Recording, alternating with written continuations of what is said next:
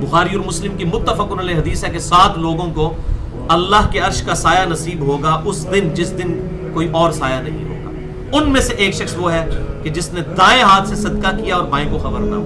یہ پریفریبل ہے کہ آپ چھپا کر صدقہ اور خیرات کریں اللہ کی راہ میں، لیکن بسا اوقات اعلانیہ بھی کرنا پڑتا ہے۔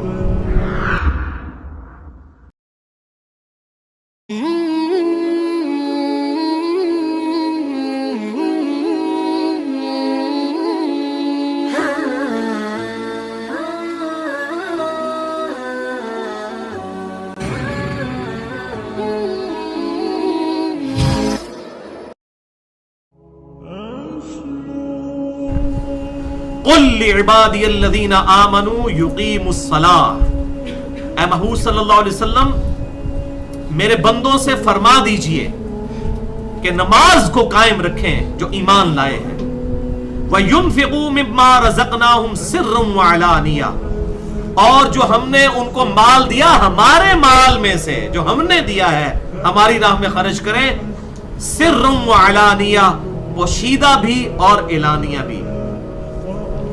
پوشیدہ تو سمجھ آتا ہے، بخاری اور مسلم کی متفقن علیہ حدیث ہے کہ 7 لوگوں کو اللہ کے عرش کا سایہ نصیب ہوگا اس دن جس دن کوئی اور سایہ نہیں ہوگا۔ ان میں سے ایک شخص وہ ہے کہ جس نے دائیں ہاتھ سے صدقہ کیا اور بائیں کو خبر نہ ہو۔ یہ پریفریبل ہے کہ آپ چھپا کر صدقہ اور خیرات کریں اللہ کی راہ میں، لیکن بسا اوقات اعلانیہ بھی کرنا پڑتا ہے۔ یعنی پبلکلی جب اناؤنسمنٹ ہوتی ہے تو پھر اعلانیہ ہی کرنا پڑے گا۔ جیسے صحیح مسلم میں وہ حدیث ہے جو میں نے بدعت والے لیکچر میں مسئلہ نمبر 75B میں بتائی ہے، بدعت سے متعلق 5 اشکالات کا تحقیقی جائزہ۔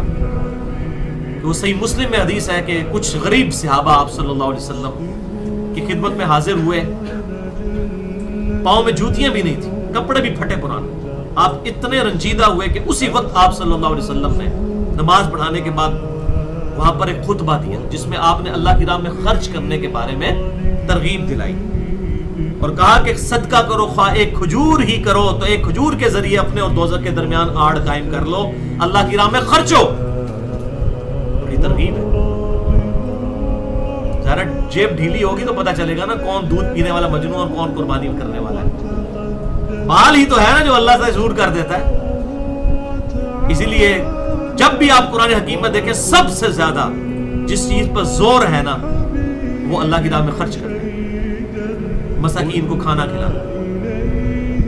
تو آپ صلی اللہ علیہ وسلم نے اپیل کی تو ایک انصاری صحابی گھر گئے، انہوں نے جتنا سامان تھا لپیٹا ایک بوری میں ڈالا، اور صحابہ کہتے ہیں ہم دیکھ رہے تھے کہ وہ بوری اتنی وزنی تھی کہ اسے اٹھائی بھی نہیں جا رہی تھی، وہ سیٹتا ہوا لے کے آیا مسجد کے صحن میں لا کے سب کے سامنے رکھا۔ اب جب اس نے یہ کام کیا اب باقی لوگوں کو بھی شرمندگی ہوئی کہ یار اس بندے نے اتنی قربانی کی ہے، فوراً ریسپانس کیا ہے۔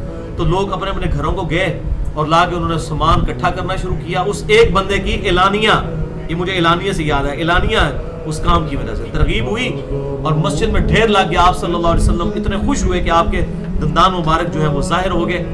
پھر آپ نے فرمایا کہ جس نے اسلام میں اچھا طریقہ جاری کیا، سنتن حسنتن، اور جس نے اس پر عمل کیا تو جتنے لوگ اس پر عمل کریں گے اس کا ثواب بھی ان کو ملے گا اور ان کے ثواب میں بھی کمی نہیں آئے گی۔ اور جس نے اسلام میں برے طریقے کو جاری کیا، سنتن سیئتن، یہ بدعتن حسنتن اور بدعتن سیئتن نہیں ہے، سنتن حسنتن ہے، یہ سنتن حسنتن۔